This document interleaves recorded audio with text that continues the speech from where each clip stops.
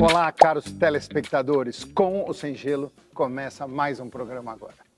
E o programa de hoje tem um gostinho diferente, tem um gostinho de Curitiba, ganhando o Brasil, ganhando o planeta. E para falar dessa maravilha, eu acho que é um dos convidados mais ilustres que a gente recebeu aqui, sem dúvida nenhuma. E é uma aula, eu acho que ter resiliência nesse mundo e aguentar o que ele passou de construir uma das marcas mais lindas desse país tem um significado enorme. Recebo aqui comigo Arthur, vice-presidente do Conselho da Boticário. Obrigado, viu? Obrigado você pelo convite. Obrigado. Aqui com você. Uma honra, tá? Uma honra te receber. De coração, viu? Muito obrigado. Arthur, por favor, olha para aquela câmera e diz quem é o Arthur. Quem é Arthur Grimbal? Arthur Grimbal é o pai do Mário e do Digo, né, esposo da Karina, um cara apaixonado por beleza, perfumaria principalmente, que adora poder ajudar a transformar vidas, criar oportunidades para transformar vidas. Isso a gente faz muito através do mercado que a gente atua dentro disso. O Arthur começou a trabalhar nas empresas da família, lojas de confecção que meus pais tinham. Desafiamos a lei da física, porque tenho uma sociedade com meu cunhado. Então, né, assim, uma sociedade com cunhado que dá certo, então estou desafiando a lei da física e graças a Deus a gente vai muito bem dentro disso. E a partir daí eu entrei com 17 anos no Boticário, era Boticário, hoje é grupo, né, que tem várias marcas, várias empresas. Entrei no Boticário e aí pude fazer um período muito grande de aprendizado e realização, construindo com o Miguel e outras pessoas várias marcas, vários produtos que hoje são destaque não só no Brasil como no mundo, como você comentou, Luiz, né? E que hoje se traduz num negócio que tem chamado multimarca, multicanal, com mais de 4 mil lojas espalhadas pelo Brasil, atuando em 15 países, 23 mil colaboradores, ou seja, tem um repertório bacana de realizações. Demais, demais. Você nasceu em Curitiba? Eu nasci em Curitiba, eu sou o primeiro brasileiro da minha família. Sua família veio de onde? Minha família é a seguinte, a família do meu pai veio da Polônia. Ele passou a guerra, infelizmente ele passou a Segunda Guerra na Polônia. Ele foi partizan com 14, 15 anos. E foi uma das poucas famílias que conseguiu sair inteira da guerra, ou seja, meu avô, minha avó e os 4 filhos, graças a ele. Ele queria vir para o Brasil, na época ele não conseguiu. O Brasil tinha um alinhamento com o regime nazista, na época de Getúlio Vargas, então não era concedido o visto de imigração a pessoas de origem judaica. Ele foi para a Bolívia, né? A família da minha mãe saiu antes da Segunda Guerra, também da Polônia, ela saiu antes da Segunda Guerra de lá, porque foi um casamento fortuito. 2 primos se apaixonaram, minha avó e meu avô eram primos entre si, para poder casar eles tiveram que fugir da família. Foram para Buenos Aires para começar a vida, tiveram 2 filhos, minha mãe e meu tio Adolfo, e a vida na Argentina estava muito dura também, época de Perón e tudo mais, eles resolveram tentar uma vida melhor onde? Na Bolívia. E aí eles se conheceram lá, casaram, tiveram as minhas 2 irmãs lá, e com 1 e 2 anos eles decidiram vir para o Brasil para estabelecer residência aqui. E eu fui o raspo do tacho, eu sou um temporão que veio aí 11 anos depois, acho que na tentativa de ter um menino. Arthur, o que você traz do teu pai para você, meu? Puxa, acho que tem bastante coisa, né? Ou seja, acho que a primeira coisa que eu trago dele é a questão acho que de resiliência, sabe? Da vontade de fazer dar certo as coisas, porque ele passou por tanta adversidade e mesmo passando, ele, graças a Deus, teve sucesso, que eu não estava aqui contando essa história com você, mas e teve não só a oportunidade, mas o esforço de reconstruir a vida várias vezes, né? Porque a família tinha uma situação na Polônia, outra passou na guerra, a terceira foi para a Bolívia, teve que constituir também como ter o sustento e fazer patrimônio, depois ele larga tudo, vem para o Brasil, faz então uma pessoa que ele sempre teve valores muito fortes, ele sempre teve um senso de justiça, ele sempre brigou muito pelo que é correto, independente do que ele viveu, porque pelo que ele viveu, ele poderia fazer qualquer coisa, mas ele foi muito, muito firme nisso. Então, acho que eu trago muito essa questão da resiliência em que fazer as coisas, de querer fazer o correto, né? Desse modelo de ser justo com tudo que vem e, na verdade, ser um apaixonado pelas coisas que faziam ele curtir a vida, e eu também tenho esse lado. Ou seja, eu me entrego de corpo e alma para fazer as coisas acontecerem. Você viaja muito pelo mundo. Você trocaria Curitiba por algum outro lugar? Cara, é uma boa pergunta, né? Curitiba é uma excelente cidade, eu sou apaixonado, né? Tanto que eu casei com uma paulista E o acordo era morar em Curitiba, eu acabei depois passando mais um tempo aqui em São Paulo e a gente voltou para lá em 19. Voltou para lá, estabelecemos a base, porque muito da vida é voando, né? Passando por lugares. E Curitiba é uma cidade muito agradável, tem uma estrutura muito boa, tem uma condição educacional bastante importante. Acho que para morar, não sei, é que é muito difícil, né? Porque óbvio que você tem diferentes locais mais interessantes que Curitiba para morar, para fazer experiências, tipo, poderia morar na Europa, poderia morar talvez, e aí você fala, putz, pode ser Portugal, pode ser Espanha, poderia morar nos Estados Unidos, mas quando você traz o composto todo, que envolve família, né, amigos próximos, fica um pouco mais difícil de você ter essa libertação. Claro que para uma experiência é bom tudo, mas no fundo eu olho com muito carinho para ver como que a gente consegue melhorar as coisas no nosso Brasil para que não chegue o ponto da gente ter que fazer a opção de levar a malinha para o lado de lá. Eu conheci você com seus 2 filhos. Eu lembro até hoje no negócio da BF, um deitado no teu colo, outro da tua esposa. O que você está aprendendo? Como está sendo ser pai aí nessa fase? Conta para mim, meu. Cara, ser pai é mais difícil que ser CEO. Tenho certeza absoluta disso. É muito difícil. É um aprendizado contínuo, porque no fundo você tem teus pensamentos, tem as crianças, elas são umas esponjas, elas absorvem muito, elas te fazem perguntas que você nem imagina de onde vem, de onde eles puderam capturar aquilo, e faz com que você tenha um exercício, acho que primeiro de reconhecimento de um amor que é muito diferente, né? Eu tenho um amigo que sabe aqueles cara chucro, e o cara que não dá valor para nada. Aí muitos anos atrás, eu acho que estava noivo na época, e ele tem um casal de filhos lindos, né? Ele mora fora, inclusive, eu encontrei ele numa viagem, e ele virou para mim assim, o negócio é o seguinte, esquece esse negócio de amor, casamento, amor é com filho. Eu não falo isso porque eu adoro minha esposa, né? Eu lido muito bem com ela, acredita. Mas realmente, quando você tem um filho, é uma batida diferente no teu coração. E você tem que estar propenso a ajudar no desenvolvimento. Você vai aprender muito, então eu tenho aprendido muito, tenho tentado ajudar, exercitando a paciência, porque não é o que você quer, é como você coloca, como você consegue contribuir na formação deles enquanto pessoas, né? E o bacana é que você começa a ver, como todo lugar, 2 filhos, mesmo pai, mesma mãe, mas são gênios totalmente diferentes, interesses totalmente diferentes. E eu tenho que ter, né, adaptabilidade com um e com o outro e tudo fluir numa boa. E esse é o gostoso, ou seja, é a oportunidade de você exercitar diferentes facetas, aprendizados e poder pensar que essa gentinha um dia vai ser gentão. Mas é legal, e cada fase tem um descobrimento. O meu tá com 11 também, mas cada fase tá o descobrimento. Agora eu tenho levado meu filho muito no jogo de futebol, não sei se você começou nisso. Tem o pequeno, eu tenho o Rodrigo, que fez 6 agora, é apaixonado por futebol. Ele é sofredor, ele é corintiano em São Paulo e é coxa branca lá. Então esse tá vendo o calvário ali. Mas é muito interessante porque eu sempre gostei muito de futebol. Então eu me vejo nele, porque ele não é que só sabe dos times, ele sabe dos campeonatos, ele sabe da língua inglesa. Uma mulher que tem 6 anos, não é tipo qualquer coisa. Ele fala de igual para igual com quem conhece lá. E é muito louco, porque eu também me lembro um pouco quando eu era menor, que eu também tinha esse interesse. Então, com ele é sensacional. O outro já não é tão chegado no futebol. Ele gosta assim e tal. Ele gosta. Por outro lado, é mega interessado em aprender negócio. Fazer visita em loja, tá comigo e tal. Ele troca qualquer coisa para estar junto. E com uma anteninha super ligada para ver o que acontece, como fala. Ele quer provar o produto, ele quer dar a opinião dele, ele dá pitaco nas coisas. E é muito louco, porque esse daqui vai fazer 8. Então, mas isso... E é lindo, né? Eu babo, até tinha uma brincadeira que a gente fazia lá, porque meu sogro também é médico, né? Meu sogro, o Zé Cohen, é um dos maiores ortopedistas do Brasil. E aí teve 4 netos, 2 da Camila e 2 da Karina, né? E quando as crianças são pequenas, sempre tem aquela brincadeira, que vão ser quando eu crescer, blá. E todo mundo, vai ser médico que nem o vovô, tal. E ele mesmo falava, Deus o livre, não é? E eu só dava risada. E o pessoal dizia, você tá preocupado? Eu falei, é ruim, né?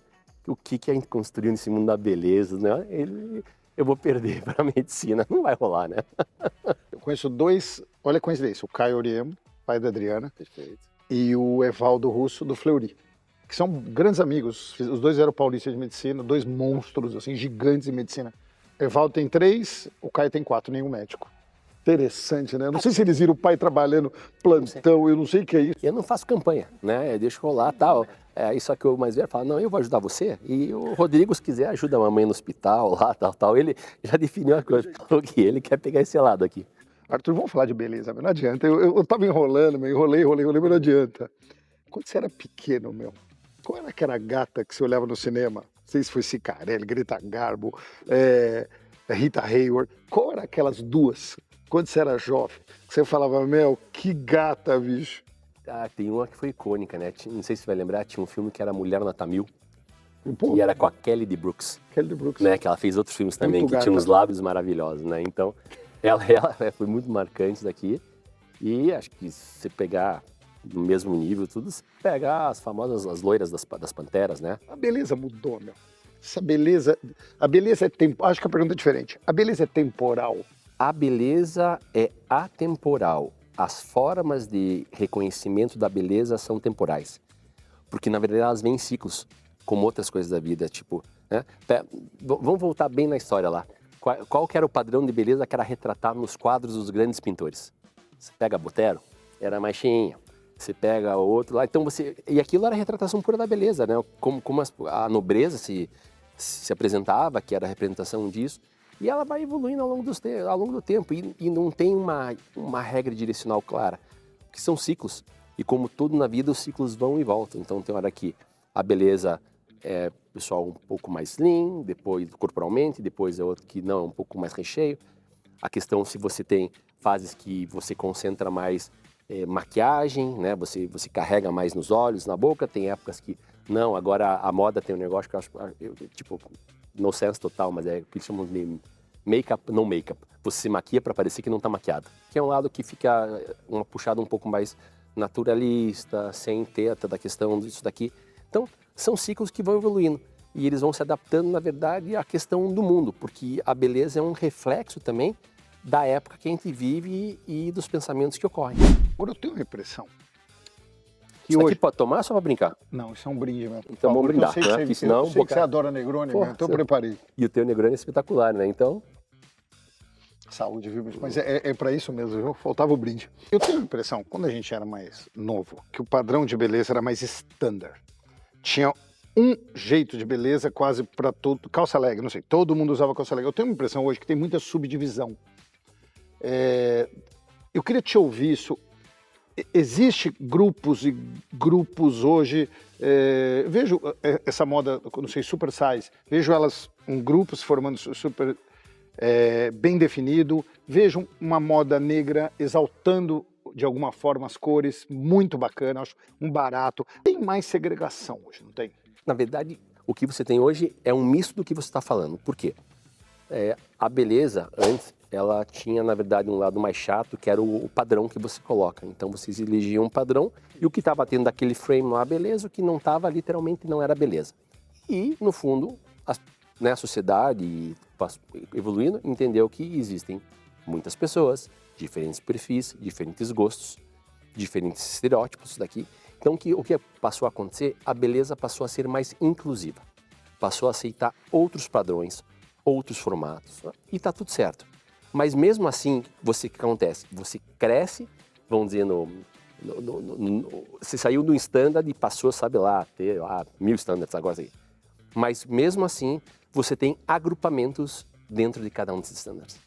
Então, você tinha uma coisa que era única, você amplia, mas você tem vários grupos com coisas únicas. Por quê? Porque você vê hoje como as pessoas se comportam, porque não é uma questão mais que, isso aconteceu aqui em São Paulo, na capital. Não. Você pega como as pessoas se vestem, como elas se maquiam e tudo mais, você encontra essa representatividade de grupos em diversas partes do mundo. A turma do bonezinho preto, da camisetinha lá, da maquiagem mais puxada. Então, eles estão representados da sociedade espalhados no globo terrestre, mas com subdivisões dentro de cada sociedade. Então, você vai pegar tendências que você vai... Pega o que estão sendo falado em Tóquio, Nova York, né? Você vai achar os grupos no mesmo formatinho, no mesmo gosto, no mesmo padrão. O dia a Adriana me reclamou, eu acho que com muita razão, que está tendo uma comoditização. Olha, interessante, ao mesmo tempo que é segregado, eu estou contigo, acho que a tua palavra... Você vai num shopping no Japão, em Tóquio, vai no shopping São Paulo, vai no shopping Nova York, você olhou lá, você viu marcas muito similares nos principais locais. Sim. E estava reclamando, falando assim, como eu gostaria de ter... Eu viajar para a China para descobrir uma marca que só tem na China e que... Como que briga isso, não sei se o globalizado contra o localizado, briga, não briga um pouco? É uma briga, mas no fundo e volta. São tendências, porque as marcas, quando se tornam fortes, elas se tornam objeto de desejo não só na tua cidade, no teu país, se tornam no mundo. Esse é o grande sucesso de uma marca. Eu brinco que tem 2 sucessos de uma marca, quando ela é desejada no mundo inteiro e quando ela começa a ser falsificada. Que o pessoal vê valor no negócio e quer tirar uma... Então, você tem disso. Agora, quando você passa a ser isso daí, você tem o quê? Você passa a ter, na verdade, não tanta exclusividade nas peças, nos modelos, nos produtos que você vai usar. E tem um lado muito forte que as pessoas querem, na verdade, ter o seu particular. Elas querem ter, não é só a questão da palavra exclusividade, mas sim da individualidade. Então ela quer uma coisa, eu não quero usar uma coisa que todo mundo está usando. Eu quero, não precisa ser exclusiva para mim, o único produto, mas eu quero ser, né, eu quero ter uma diferenciação. E nisso, então, abre espaço ou para alguma marca internacional que não tem essa exposição tão global, de ter pouquíssimas operações, e aí você pode dizer, uau, é um produto mais exclusivo que eu consegui, que dê a chance de você esbarrar num produto com uma pessoa usando o mesmo, seja o mesmo vestido ou o mesmo produto aqui em São Paulo versus Estocolmo, na Suécia, é mínima. Ou você vai, então, em busca do que são, na verdade, as marcas nichadas.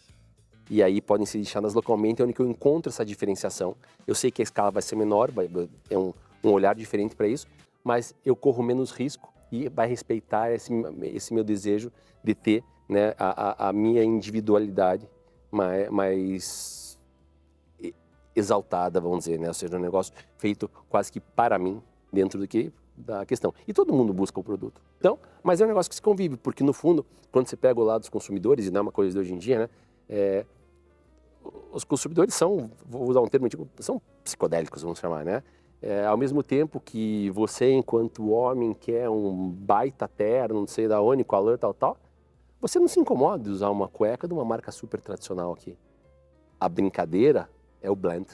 Você saber, pelo teu bom gosto, fazer a curadoria correta e poder fazer essa mistura de coisas que são sofisticadas, específicas, caras, com coisas que não são tanto, e na composição da versão do Luiz, né? Que é esse mix que vai dar a versão individual tua. Tem algum case de alguma dos produtos do Boticário que você levou para fora, alguma brasileidade de alguma forma, e que foi um sucesso? Falou, nem a gente esperava que pegasse tão rápido. E o contrário também, algum que você esperava, falar, gente, aqui é um sucesso, e chegou lá fora e falou, calma aí, elas são, a pele é muito branca, a pele é muito queimada, ou isso aqui não reflete, ou o aroma. Existe algum desses casos de extremos, assim?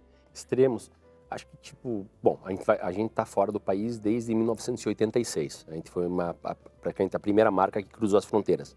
A gente foi para Portugal, com aquela história de cultura semelhante, linguagem semelhante, e não era nada disso, né? Ou seja, quebramos a cara lá, mas hoje, graças a Deus, tem uma boa operação lá.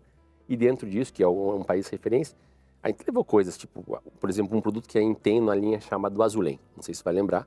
É um produto, um creme que você passa após utilizar a lâmina. E aí é muito usado para barba, né? Esse aqui, mas é utilizado para depilação. Ele vira o nosso bombril, porque daí se você tem queimadura, você pode usar, se você tem micose, você pode usar, ele resolve, né? É um negócio que resolve super bem. E quando a gente levou para lá, a gente levou com uma expectativa X daquele negócio, mas lá foi um sucesso, né? Que o pessoal começou a usar e falou, nossa, que coisa diferente, não temos isso no mercado. Aí teve vários produtos que tiveram sucesso, tipo nossas colônias, nossos perfumes que a gente leva, nossos cremes e tal. Então, esse lado, o pessoal reconhece, e aí teve, até por uma questão de utilização, porque o perfil do mercado brasileiro, a distribuição das categorias é um pouco diferente do que tem no mundo. E quando no nosso caso eu tenho um peso maior em perfumaria, porque praticamente a história da perfumaria premium nacional se confunde com a história do Boticário. Então eu tenho um peso maior no meu composição de mix, perfumaria um pouco mais pesada. Quando eu vou para fora, perfumaria ocupa uma parcela importante no mercado em geral, mas é um pouco menos. Então eu entro, né, a oferta que eu tenho que fazer versus o que o mercado está acostumado. Então, estou acostumado a comprar coisas talvez mais voltadas ao corpo, a skincare, um pouco de make. Então você vai adequando. Mas assim, eu não lembrar de um produto nosso que eu levei para fora e tipo, botar uma puta expectativa e teve Não, acho que foram dentro da expectativa, não teve nada. Acho que o que é legal é um pouco ver a composição e a diferença das histórias, né? A gente tem, por exemplo, Portugal desde 86, então essa questão dos costumes diferentes. Acho que a gente sempre foi muito irreverente na comunicação, principalmente no início da história, a gente tinha uma comunicação muito irreverente e tal. E eu me lembro que hoje a gente fez uma campanha, a gente fez um lançamento de uma linha aqui, que chamava de maquiagem, que chamava-se Wood Collection. Então era uma super embalagem de madeira, com batom, com negócio dentro. Aqui no Brasil foi sucesso, levamos para lá. E a campanha que a gente tinha feito, né, era uma campanha onde parecia um cara bacana, um cara bem bonito, ele com o dorso nu, assim, com uma camisa de smoking meio que rasgada. E aí ele com diferentes cores de beijo aqui no peito e tudo mais. E ele ia dizendo, laranja, vermelho, paixão, laranja, não sei, dando um toque sexy e tal. E foi muito legal. Só que para botar essa campanha lá, né, eu me lembro que eu estava lá nessa época, foi quando eu passei um período lá, foi em 1991. Em termos de costumes, vamos lembrar que até pouco tempo atrás, 74, as mulheres não podiam fumar em público nem usar calça. A Revolução dos Cravos fez com que elas pudessem fazer isso daí. Então, só para quem está nos ouvindo entender um pouquinho que como evoluiu, graças a Deus, Portugal é um baita país hoje, né, uns bacana. Mas daí tinha só a RTP lá, que era a retransmissora oficial do governo. Então saía uma fortuna para botar o comercial lá. E aí, bota ou não bota, a moda não bota. Eu falei, vou aproveitar, deixa a minha jovialidade botar aqui, tia. Bota o negócio no ar. Aí botamos o negócio no ar, e aí entra a questão de como você faz o sucesso ou não, né?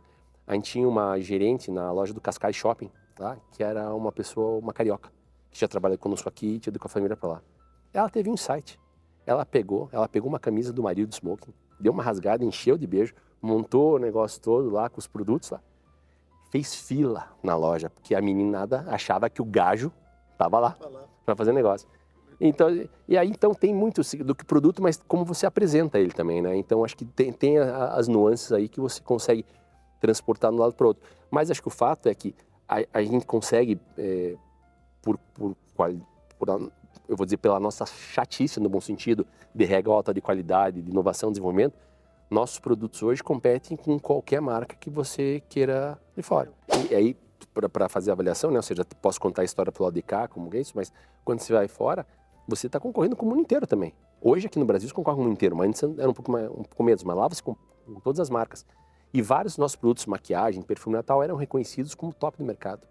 A gente participava daqueles famosos blind tests. Tem muita bebida também, né? Então, para avaliar. E aí você faz, e hoje a gente continua fazendo, tipo, o mercado americano, a gente leva nossos produtos também, que a gente tem uma venda no mercado eletrônico lá e tal. O pessoal fala, nossa, né? E tá tudo certo, porque é o que a gente oferece mesmo. A gente nasceu para ser uma marca de extrema qualidade brasileira. Esse era o sonho do Miguel. A história do Boticário é uma história de sonhos conjugados, mas nasce de dois sonhos. Um é o sonho do Miguel de poder criar uma marca brasileira de alta qualidade, que não existia quando ele começou o negócio em 77. E eu, pelo que eu vinha com a experiência lá de trabalhar na aula do comércio, na loja dos meus pais, entender a questão do varejo e tal, eu queria propiciar uma experiência diferente de atendimento para as pessoas, né? E aí eu queria fazer isso nas lojas que a gente tinha, eu queria expandir, depois eu queria expandir o número de lojas para poder propiciar uma melhor experiência de compra. A soma de alguém que queria fazer, então, uma marca de alta qualidade com alguém que queria expandir essa experiência deu origem a um grupo que tem mais de 4.000 lojas espalhadas hoje no Brasil e pelo mundo. Então, é interessante isso, né? Violento. Arthur, qual que é o teu perfume? Eu não sou um homem de um perfume só, tenho que te dizer isso daí, né? Eu sou um apaixonado. Mas hoje, na minha lista numerando, eu tenho, na verdade, 3, né? Eu uso o Zad, o Zad azul lá, tem o Venture, que é o verde, e tem o azul, que é, já me lembro o nome dele, mas é sensacional. E a gente tem uma linha que a gente desenvolveu na França chamada UI. Então, o 706 e o Hotel Leville. São os... E você varia conforme o quê? O ânimo, a cor, a música? Então, esse é um excelente ponto, porque como que era a questão da utilização de perfumaria, né? Tinha pessoas que só usavam perfume quando iam a algum evento, algum ato mais nobre. Desde a missa de domingo até o casamento de alguém, era a época que eles usavam um perfume. Depois passou por uma época que as pessoas associavam, e até hoje tem algumas pessoas associam, que é você ter o perfume ser a sua assinatura. Aquela história. O Luiz chegou, que eu estou sentindo o cheiro dele à distância, o negócio todo. E depois a evolução foi para que as pessoas pudessem ter mais do que um perfume, para poder variar. E aí chega no ponto onde que eu me encontro ali, que no fundo o perfume ele é uma combinação de um acessório de como você vai se vestir para o dia. Assim como você escolhe com que roupa você vai, se vai social, vai mais esporte, que tênis, sapatênis, sapato, tal, perfumaria também. Aonde você vai, com quem você vai, Mas o que você vai Você fazer? faz essa Eu leitura faço. um pouco? Eu faço a leitura. Se porque for pra um mim, lugar mais sério, sóbrio, mais depende, ou eu quero parecer mais sério, eu quero parecer mais contraído, é esse daqui. Senão eu tenho que ser um pouco mais formal, vou com esse aqui. Eu faço a combinação. Eu uso, todo dia eu uso perfume diferente.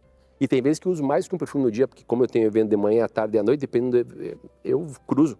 Pode combinar um perfume? Combinar como? Posso colocar e outro em cima e criar uma... Ou isso Ixi. é um tiro no pé? Não, é difícil dizer que é um tiro no pé, porque o que manda é o gosto de quem está usando. Né? Não tem certo e errado. Mas, no fundo, não é para ser usado dessa maneira. Um perfume é uma combinação, muitas vezes, de 1000 elementos. Um perfumista tem um passe disputado, porque ele é... Então, ele já sabe a combinação. Então, imagina o tempo que vai para desenvolver. Aí, as empresas armam, né, um produto que seja redondo, pronto para você usar. Você deveria seguir isso daqui. Eu quero misturar. Tá? Pode, tem gente que faz essa mistura. Eu conheço gente que faz essa mistura lá e acha muito bom. Mas aí é gosto. E gosto não se discute. Né? Gosto, cada um tem o seu.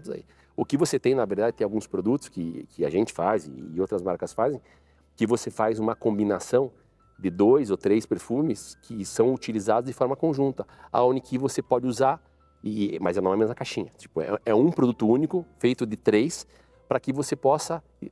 Eu gosto mais dessa nota, então eu carrego mais essa nota ao passar junto com as outras 2. Mas isso já é pré-estabelecido para você fazer a composição e poder atenuar alguma coisa ou fortalecer outra. Aí é mais tranquilo, porque imagina, se mistura aqui, mistura lá. Arthur, a Chanel imortalizou o Chanel número 5. A Ralph Lauren, eu passei agora, acabei de chegar de Chicago, aquela fila para comprar o verdinho da Ralph Lauren, que eu lembro de criança.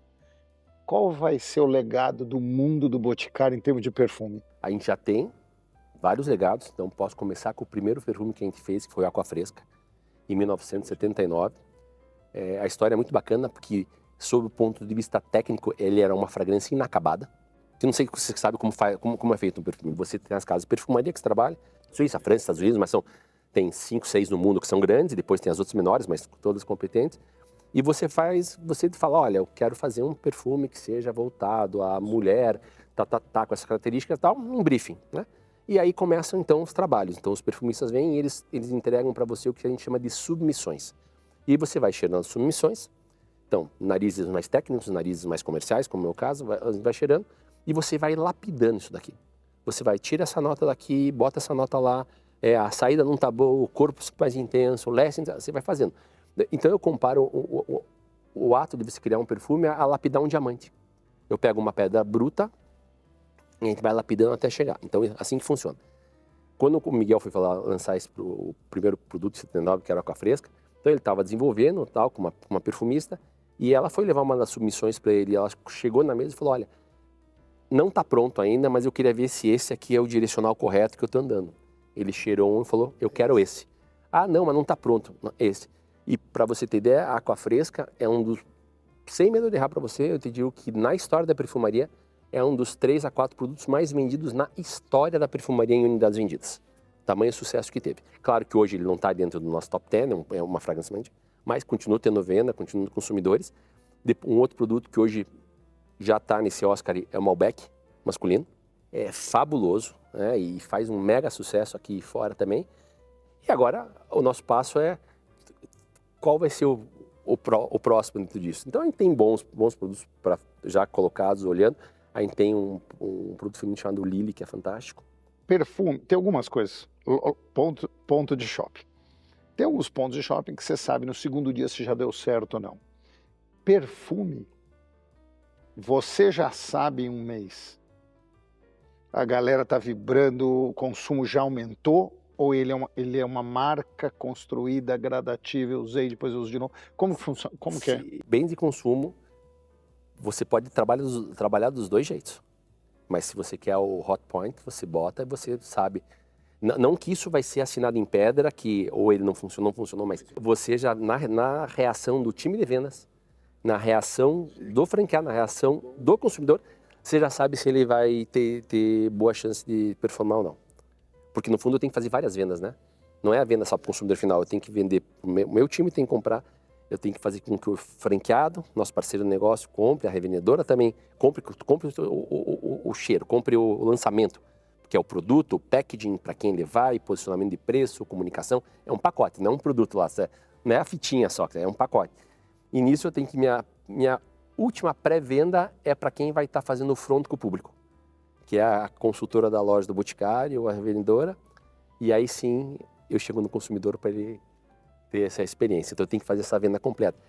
E aí se vê, né? Porque isso pega, né? Você já cheirou, ou um creme que você passa pela textura e tal, você já sabe que tem esse... Não, de volta, não é escrito em pedra, mas sabe que vai ter excelentes chances de bombar. Tem outros produtos que muitas vezes não têm um sucesso tão imediato, tão explosivo. Mas você sabe que é assim, porque às vezes é uma coisa que você está rompendo um padrão, você está fazendo uma inovação diferenciada, porque o consumidor compra muito com referência no passado. Como que se diz que você gosta ou não gosta da bebida? Pelo teu repertório que você provou. Pelo novo, a testar. O produto também é assim. Né? Eu desenvolvo lá, então posso dar um produto aqui que vai sair super bem, vai vender super bem. Vou me utilizar da experiência comercial do que o consumidor gosta, vou montar. Mas não vou estar inovando tanto, não vou estar rompendo o mercado. E a gente adora inovar. Então, volta e meia, eu brinco que eu adoro apostar contra a banca. Que a gente faz as pesquisas, tem um time lá de desenvolvimento e tal, e a gente faz muito painel consumidor e tal, e vem lá e o consumidor está dizendo, eu tenho desses 3, 4, eu tenho essa preferência aqui, e às vezes a gente olha e fala, beleza, entendi, mas vamos nesse. É o risco de inovar. E sente o cheiro. Das linhas creme, perfume, maquiagem, tem alguma que você tem notado um crescimento nos últimos anos mais explosivo, mais intenso? Aí tem para nós, né, porque a diversificação das categorias com as várias marcas nossas, então, para nós, a parte de cabelos é uma coisa que tem evoluído bastante nos últimos tempos, até porque a gente fez a aquisição de Truss, que era a principal marca nacional, a gente colocou dentro do portfólio faz 2 anos, e também com os lançamentos que a gente tem desenvolvidos em Match e em Siage, Deodora, a gente tem conseguido fazer uma cobertura e tem sido um mercado muito interessante para a gente trabalhar do ponto de vista da receptividade, aceitação, tanto do profissional quanto do consumidor final dentro disso, né? Corpo também é um segmento interessante porque você tem a brasileira, ela gosta muito de hidratar seu corpo, de se cuidar, e quando você tem, só que não adianta só isso, eu tenho que associar essa sensação à performance de um produto, a uma fragrância que ela gosta. Então a gente tem conseguido dar excelentes passos, mas no fundo o portfólio como um todo tem evoluído, ou seja, a gente continua firme e forte em perfumaria, né? E a gente tem conseguido fazer um excelente trabalho nessa evolução. Agora, são oportunidades. Tem, por exemplo, um mercado que não é tão desenvolvido no Brasil, é o mercado de skincare, né? Tratamento de pele. Aqui. Por quê? Porque tem uma questão de hábito, né? A penetração na França é 5 vezes a penetração do que no Brasil. Aqui, a gente vem do histórico. Qual é o histórico que a gente vem aqui? O bonito é você ter a pele bronzeada, então as pessoas estorricavam no sol. Quantas pessoas você não conheceu que passavam Coca-Cola ou urucum na cara para poder fazer? E hoje tem um craquelê desgraçado na cara, né? Fazendo ter esse cuidado. Então, qual é o hábito? Você precisa passar um produto de proteção solar ao sair de casa, não só quando você vai para a praia, porque você está exposto, aqui estou exposto às luzes do cenário, você vai estar exposto às luzes do teu escritório, a questão da rua, tem que tornar um hábito. Assim como você faz as escolhas, você tem que acostumar a passar a proteção solar na sua cara, e não é só proteção e tratamento. Então, peguei um gancho em proteção, mas tratar, você tem que se acostumar, que você tem que limpar a pele, você tem que tonificar, você tem que aplicar o anti-aging. Por quê? Porque né, agora acho que está ficando claro para as pessoas que a expectativa de vida realmente é maior e as pessoas não querem chegar de qualquer maneira. Mas entre entender isso e transformar numa ação efetiva de todo dia eu vou cuidar, tem um espaço ainda. Varejo. Vi um pouquinho para varejo. Um desses anos, tem um cara que entende varejo, eu acho que não tenho o que falar da história do Boticário, acho que entendeu o varejo. O que é mais importante, uma vendedora extremamente técnica ou um belo sorriso de bom dia? O blend. Acho que por quê?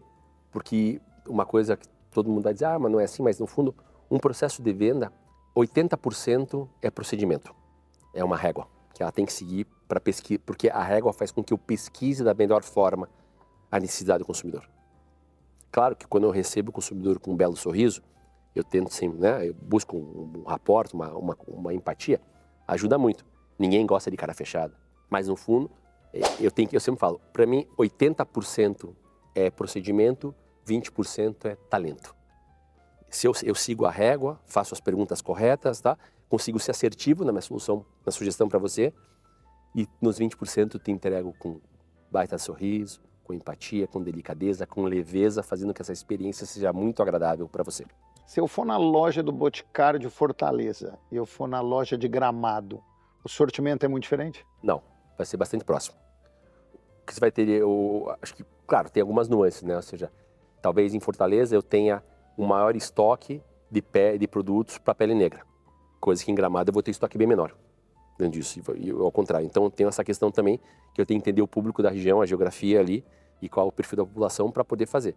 Mas na essência você vai encontrar todos os produtos. Eu vou ter menos estoque de produtos de pele negra no sul, mas eu vou ter, deveria ter, né? Que isso aconteça. Então faz, porque na verdade a diferença para nós tem que ser muitas vezes no sotaque.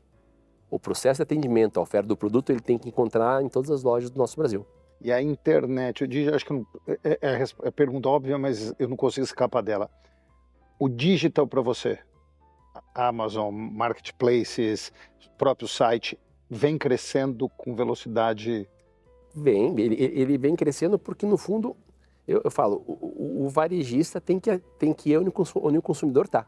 Né? Eu brinco com a história do músico, tem que ir, e onde esse consumidor está buscando informação, onde ele está comprando, e eu tenho que estar lá para fazer essa oferta para ele. Eu estou aqui para gerar conveniência para o meu consumidor, para gerar a melhor escolha, a maior facilidade que ele tem para poder ajudá-lo na escolha do que ele quer, seja um produto para ele, um presente, uma solução específica, uma coisa que ele deseje trabalhar, né? Do ponto da pele, do cabelo, tudo mais, ou do ponto de vista de um presenteável. Então eu tenho que estar apto a fazer isso. E para poder oferecer, eu tenho que estar em todas as formas de conveniência, porque nós, enquanto consumidores, nós exercitamos os vários papéis, nós não somos um consumidor único. Assim como eu falei da pessoa que se usa o terno chique lá com a cueca básica, aqui você também é diferente.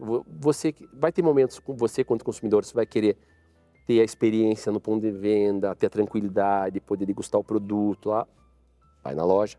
Tem momentos que você vai querer, na verdade, uma solução um pouco mais direcionada, uma conversa um pouco mais amiga. Você tem a revendedora do catálogo. Cara, eu preciso resolver minha vida agora, porque não tenho tempo disso aqui lá.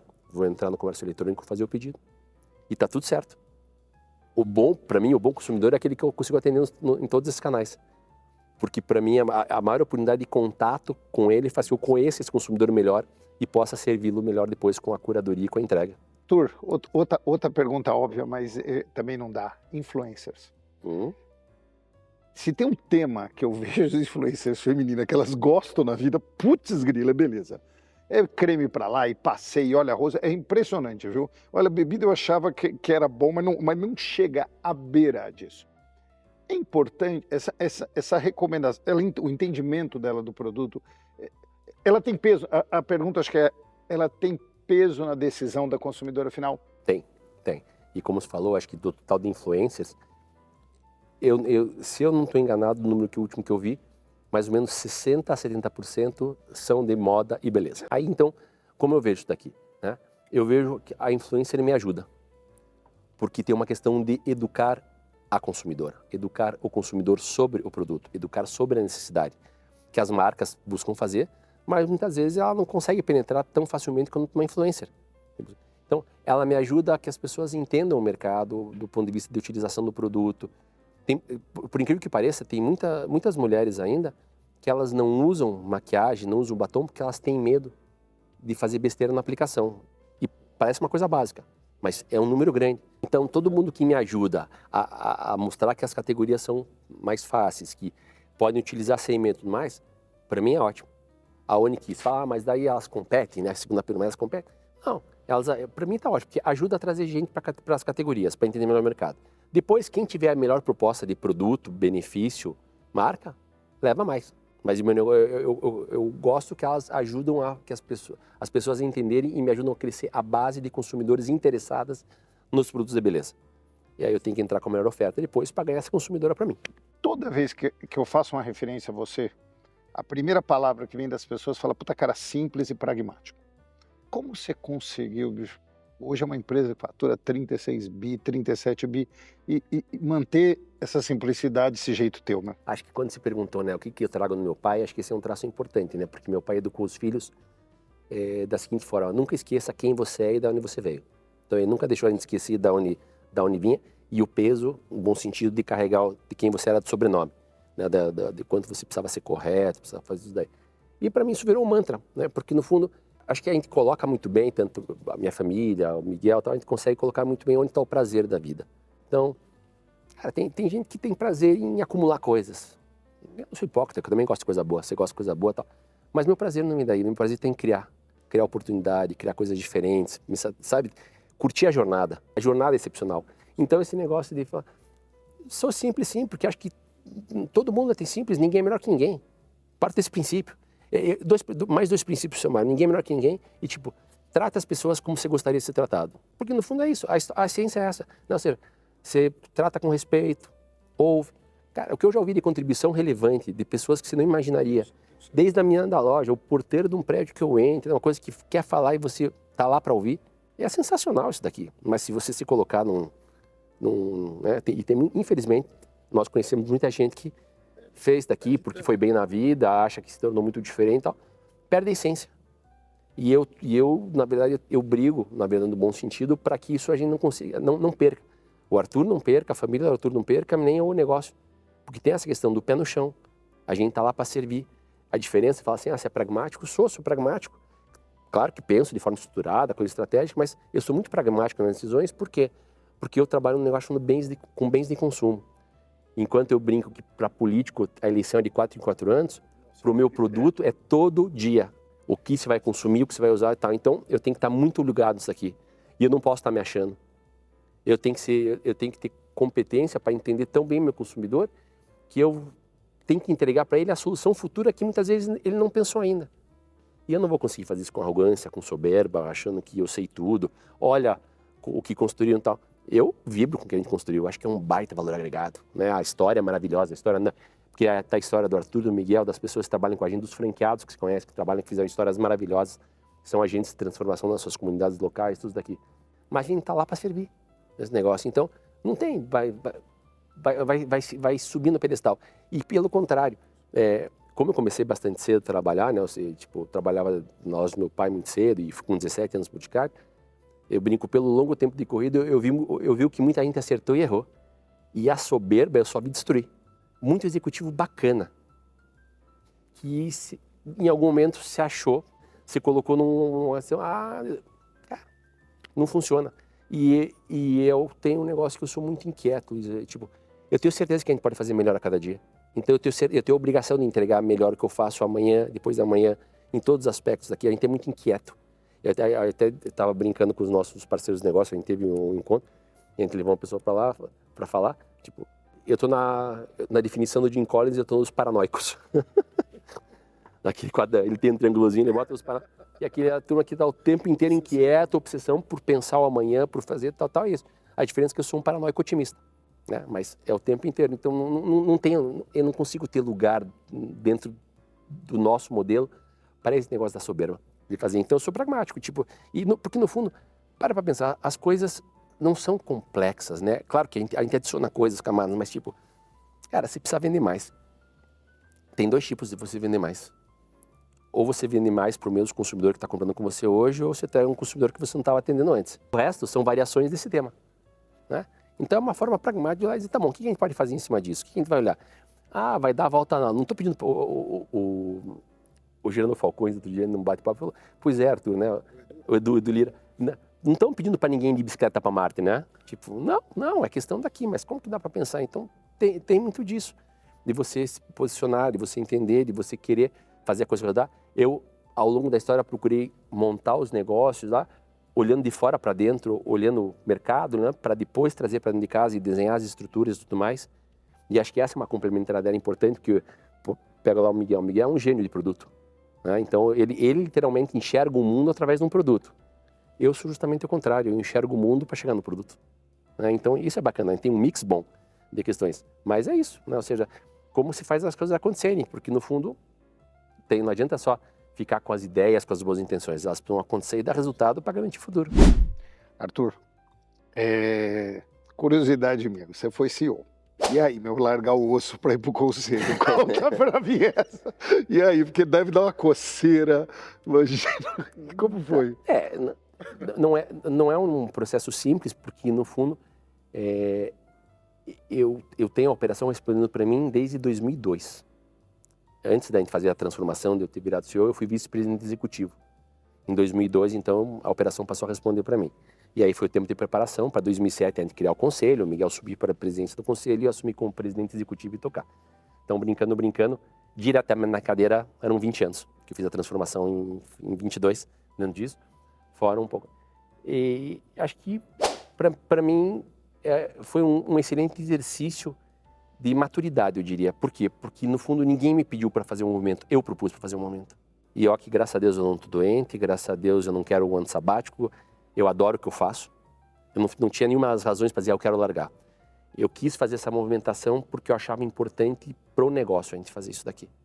Eu precisava de mais tempo de qualidade para ter conversas mais estratégicas, queria estar mais perto da ponta, que quando você é CEO, o dia inteiro é um abacaxi atrás do outro, tá tudo certo, maravilhoso, adorava. Mas eu senti que eu precisava dedicar mais tempo, um pouco mais para olhar coisas mais de longo prazo. Eu percebi que talvez pessoas estivessem tomando decisões que eram minhas e eu estava tomando decisões de pessoas que elas teriam que tomar. Eu estava no curto em algum momento e eles estavam no longo. Então, falei, tem que reencaixar isso daqui. E nós, que somos uma empresa, na verdade, nós somos uma empresa de controle familiar, né? A gestão profissional, mas é controle familiar.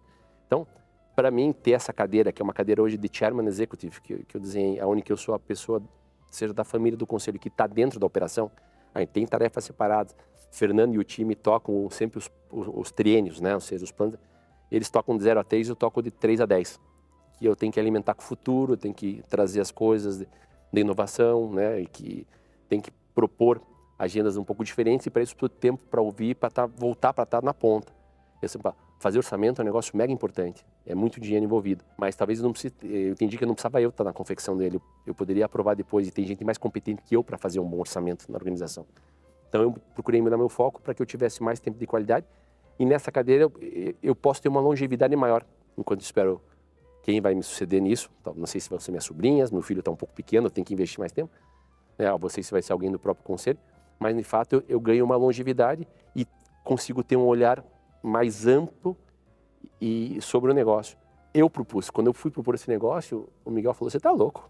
O conselho falou para mim, mas por que você acha que a gente vai abrir mão de você como CEO? E eu tive que explicar que, na verdade, ele não ia abrir mão. Ele ia ganhar mais uma pessoa para poder olhar as coisas. Fernando é um cara mega competente, que está comigo há 25 anos, que conhece a cultura. Não é? E eu ia estar olhando, fazendo uma parceria com ele. Tive que vender esse conceito e é o que a gente faz hoje. A gente trabalha em conjunto, né? Cada um no seu pedaço das decisões, a gente conversa muito, ou tem as reuniões do conselho que o Miguel participa e tudo mais, a gente faz. Mas é a maneira de eu poder olhar e organizar melhor a companhia para o futuro.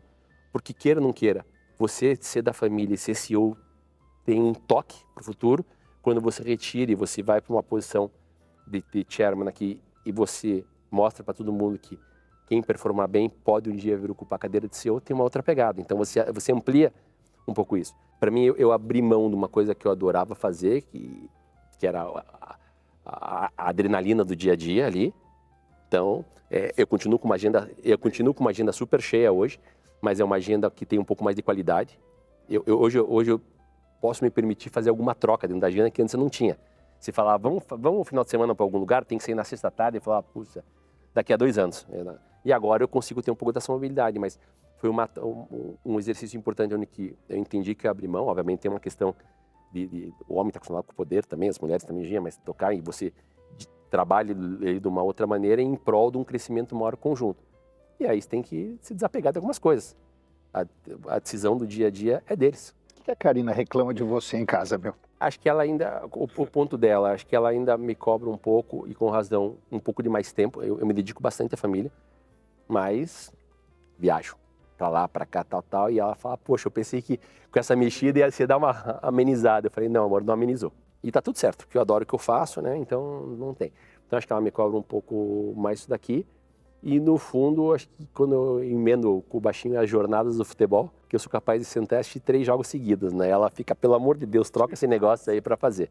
Mas acho que é isso daí, porque a gente tem uma convivência super boa, tipo, a gente tem uma palavra que a gente usou quando a gente se conheceu e decidiu casar, que era completude, né? Ou seja, como a gente consegue se encaixar, eu brinco, e ela brinca comigo, ela é minha versão de saias, eu sou a versão dela de calças, então a gente pensa muito parecido por algumas coisas, tem opiniões fortes, diferenciadas também, mas a gente consegue compor muito bem isso daqui. Mas é sempre a busca de o que a gente pode fazer melhor juntos. Você cozinha? Nada. Ela cozinha? Também nada. Ela é uma excelente O operadora. que vocês pedem no iFood? Curiosidade minha. A gente pede, na verdade, no iFood. Deixa eu chegar no iFood. Eu não sou Não é cozinheiro. propaganda do iFood, viu, Diego? Eu te adoro, mas não tô fazendo propaganda pra você, tá? Te adoro. Eu me acho um razoável churrasqueiro. Então eu faço um bom churrasco dentro daqui, né? Não me meto em fazer pratos mais elaborados, mas churrasco eu garanto que não passa fome na minha casa lá. Ela é uma boa operadora de delivery dentro disso. Mas a gente acaba pedindo não muita coisa fora, porque o que acontece? Eu tenho uma estrutura em casa, que é com uma senhora que está com muitos anos conosco, que é uma baita cozinheira. E eu moro num prédio que também me oferece uma estrutura de gastronomia, onde eu posso variar também dentro disso. Mas o que mas respondendo a sua pergunta, o que eu mais peço no iFood? Pizza. Da Brás? Da Brás? A Brás, sem dúvida. Em São Paulo, Brás, sem dúvida. Eu adoro a Brás, acho fantástico. Sensacional. Arthur, qual é o filme da tua vida? Filme da minha vida? Tem alguns relevantes, mas um que é muito presente para mim é o Advogado do Diabo. Já que a gente tá falando nele, você assistiu O Diabo Veste Prada? Assisti. Gostou? Dei muita risada. Dei muita risada porque eu conseguia ver o mundo da beleza, da perfumaria. Isso que eu te perguntei. Andando naquela toada também. Muita gente parecida com a editora, que, né, achando que domina o mundo, que fala não sei o que e tal. E no fundo, não é assim, né? A vida é como uma composição de várias coisas. E você poder dividir teu conhecimento, você poder ser agradável com as pessoas, não mata ninguém. E você querer construir sua imagem em cima de uma questão de arrogância e prepotência nos outros, para mim é sinônimo de vida curta dentro disso, né? Mas eu dei muita risada. Qual que é as músicas da tua casa? Música, minha casa é super eclética. Karina adora música, canta qualquer coisa. É bem eclético, né? Adoro MPB, é MPB das boas, tá? MPB, adoro rock nacional, adoro rock internacional, mas curto pagode. De vez em quando um sertanejozinho ali para dar uma brincada. Pode até rolar um Magal, tá tudo certo. Sei no Magal, o Magal tá em alta, né? Voltou com tudo agora. E campo ou praia? Praia. Te acalma? Eu adoro poder ser... Apesar que eu posso fazer isso no campo também, a gente acaba tendo as oportunidades das duas, mas eu gosto da energia da praia, do mar, eu gosto do sol, daquele ambiente assim mais com mais vibração. O campo é gostoso, é relax, claro que tem atividades boas para fazer, mas o campo me traz, tipo, eu baixo um pouco a energia e tá tudo certo, eu vou falar para isso. Na praia, eu ativo a energia. Que com o Arthur de hoje, você olha para aquela câmera e fala pro Arthur de 23 anos, meu. Arthur de 23 anos, se cobre menos. Não queira ser tão perfeito quanto você achava que precisava ser. Por que disso, né? Porque hoje a gente está falando muito sobre a questão da diversidade, mas e aparece o tema do etarismo, né? Então hoje quando a gente faz referência ao etarismo, a gente está falando sempre sobre a questão dos mais velhos e tudo mais. E tá tudo certo, porque são pessoas que têm imensa condição de continuar contribuindo e não é um corte etário que vai dizer se você pode ou não pode. Eu acho isso ridículo, né, fazer. Tanto que a gente tem uma campanha de 40 a mais, não é tudo certo. Eu sofri do outro lado. Eu comecei muito cedo. Então, quando eu entrei no bote com 17 anos, eu tinha de pegar um óculos de grau da minha irmã para parecer mais velho para falar, porque eu era financeiro. Eu entrei como assistente financeiro, então, para banco, tesouraria, era tudo comigo. Eu tinha de... As pessoas sempre tendiam a te desqualificar porque você era jovem dentro disso. E aí, o que acontece? Eu não posso errar. Então, minha abordagem tem que ser não perfeita, tem que ser mega perfeita.